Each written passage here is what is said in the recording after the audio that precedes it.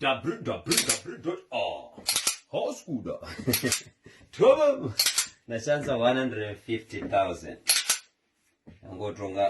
yango report chete inonzi 45 ndo inoshandiswa ne-FBI ndo inoshandiswa ne-CIA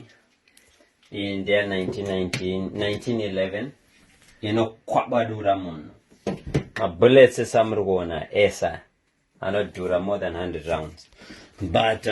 ukauya kumba kwangu you're guaranteed pagore regonzo you're guaranteed few things you go Gucci shopping kwa investment mangu munomu you go gun shopping chuma zvacho handitaura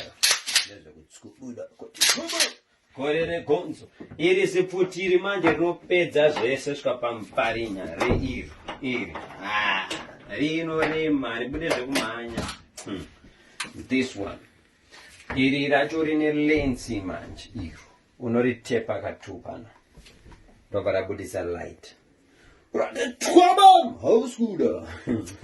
dzakawanda saka akadosvika zvedzungu tongokuti gore regonzo tobada kuti chwabada houseguda. God bless everybody watching the Gaffer signing out. Twabam houseguda.